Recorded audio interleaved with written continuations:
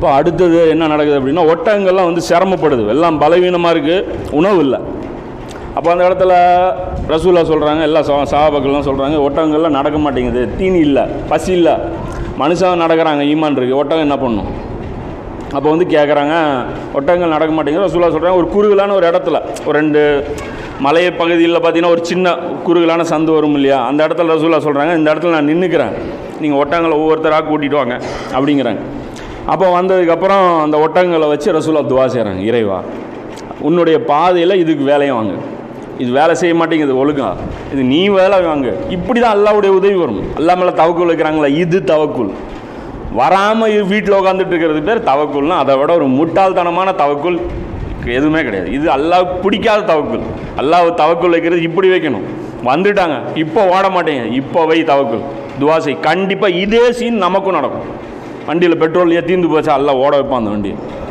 எப்படி என்ன அதெல்லாம் தெரியாது, ஓட வைப்பான். தேவையாக இருந்தால் ஓட வைப்பான். இந்த வண்டி அங்கே போய் சேர வேண்டியது அல்லாஹ்வுக்கு தேவையாக இருந்தால் ஓட வைப்பான்.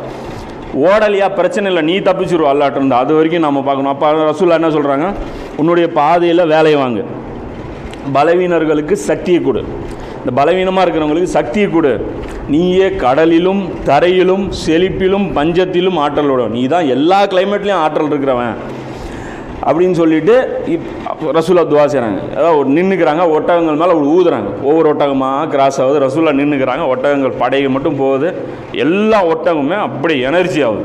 அப்போ சொல்கிறாங்க, அதுக்கப்புறம் அந்த ஒட்டகங்களை எங்களால் இழுக்க முடியல, திமிரிட்டு ஓடிச்சு, அவ்வளோ பலம் வந்துருச்சு அந்த ஒட்டகத்துக்கு, எங்களால் அதை வந்து கண்ட்ரோல் பண்ண முடியல. இந்த ஹதீஸ் இப்னு ஹிப்பானில் 4681, முஸ்னத் அஹமதில் 2455 ஹதீஸாக இது இருக்குது, சையான ஹதீஸ்.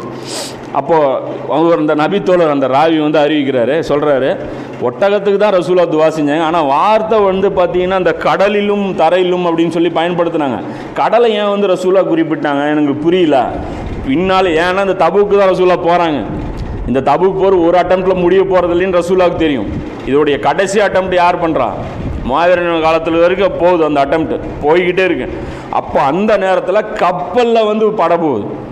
அப்போ தான் வந்து இவரும் அந்த படையில் அவரும் இருக்கிறார். 40 வருஷம் கழித்து அந்த படையில் அவர் போயிட்டுருக்காரு.